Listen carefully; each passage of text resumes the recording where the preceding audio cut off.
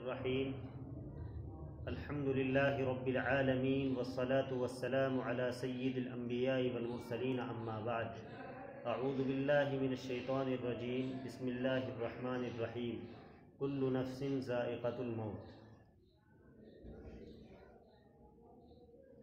میرے محترم بزرگوں، بھائیوں، اس دنیا سے سب کو جانا ہے۔ یہ قرآن کا بھی فرمان ہے۔ اللہ قرآن پاک میں فرماتے ہیں کہ ہر انسان کو اس دنیا سے جانا ہے۔ حدیث بھی کہتی ہے کہ اس دنیا میں کوئی ہمیشہ رہنے کے لیے نہیں آیا۔ علامہ اقبال کے اشعار اور بہت سارے شاعروں نے اس پر اچھے شعر کہے ہیں کہ ایک دن مرنا ہے آخر موت ہے، کر لے جو کرنا ہے آخر موت ہے۔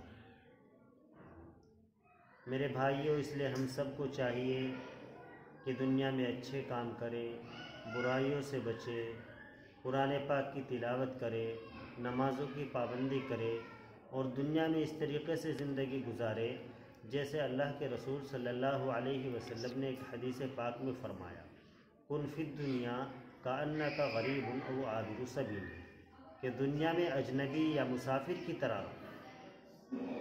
دنیا میں اجنبی ہونے کا مطلب یہ ہے کہ ہمارا زیادہ تعلق دنیا سے نہ ہو کر اللہ سے، اور مسافر ہونے کا مطلب یہ ہے کہ ہمارے پاس سامان بھی بہت کم ہو، ضرورت کے بقدر ہمارے پاس دنیا ہو۔ اگر اس طریقے سے ہم زندگی گزاریں گے تو انشاءاللہ ہماری دنیا بھی بنے گی اور آخرت بھی بنے گی۔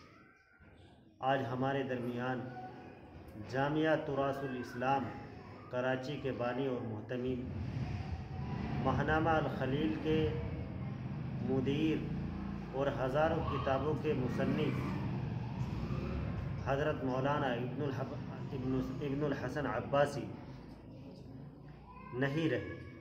ان کے جانے سے یقیناً ایک خلا محسوس ہوگا اور آپ جیسے قابل قدر، باہمت، قلمدہ، مصنف اور ایک ادیب کی کمی ضرور محسوس ہوگی۔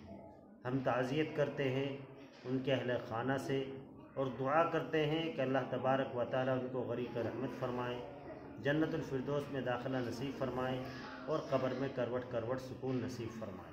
آمین۔ وآخر دعوانا الحمد للہ رب العالمین۔